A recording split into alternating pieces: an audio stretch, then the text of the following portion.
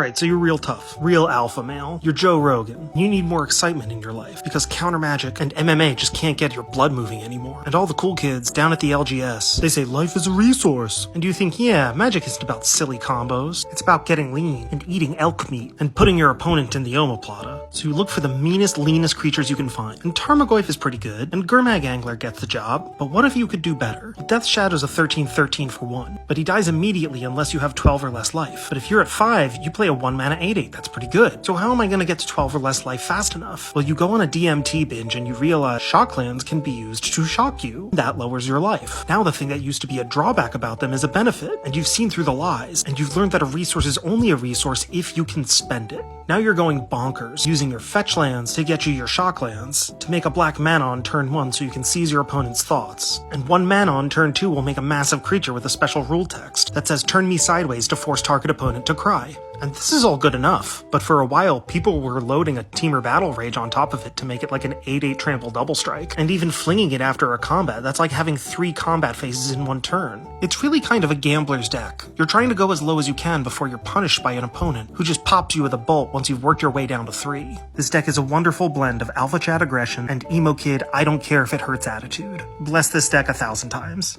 Welcome to Bane Orbs. I have Banes for everything you need. Which Bane do you need? Which Bane?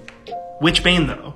Which Bane? Which Bane, though? Which Bane? Which Bane? Which Bane? What's up, friends? Let's get a little weirder with card advantage. So imagine I got 2 of these 2/2s to attack you with, and you have no blockers. I've got 2 card advantage on you, right? Now let's say you play this one big 5/5.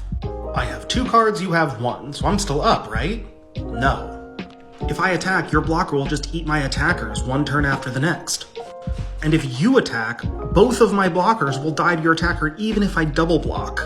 Because of that, I'm gonna stop attacking so I can hold on to my resources. Just by putting him on the board, your Gigantosaurus has basically 2-for-1'd me. The number of cards I have didn't change, and their quality didn't change. But the board changed, and it blanked my cards. That's how the first control deck worked. 1 creature to blank them all.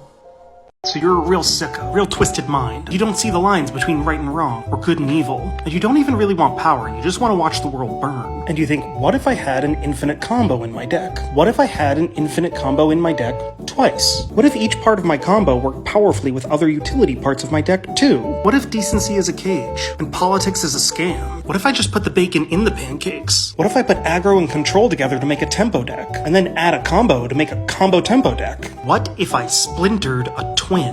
And you do! You make a deck that goes infinite with 3 interchangeable combinations of Splinter Twin, Kiki Jiki, Pestermite, and Deceiver Exarch. And the rest of the deck is either fast interaction or cheap creatures that can reuse that fast interaction from the graveyard, all of which can be usefully cloned by Kiki and Twin. And when you play the deck, you move like water, you can flow or you can crash. And literally no one in that meta has effective countermeasures to you. And when you win, your deck literally levitates into the air and howls, "All shall love Twin and despair." And we all do. And you're given the highest honor in all of Magic. And now you're so legendary that Kes Wiley says free Twin on TikTok like a kid saying Candyman in the mirror. You are the boogeyman, and I love you, and I hope you never come back.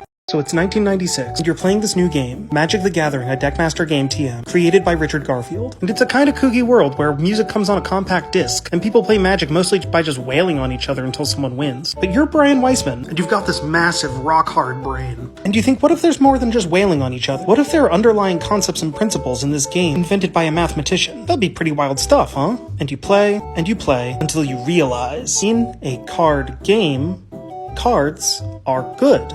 So you make a deck and you call it the deck. And the way you play it is you just do equivalent exchange, trading card for card with your opponent for as long as you can, until you can play a card that lets you draw more cards. And when your opponent is depleted, you play a moat, or a single Sarah Angel, which was enough to win. And years later, this strategy will be known as control, or even stacks. And people will point to this essential, formative, iconic part of the game that is older than they are and say, this is problematic. This doesn't belong. It's really not fun.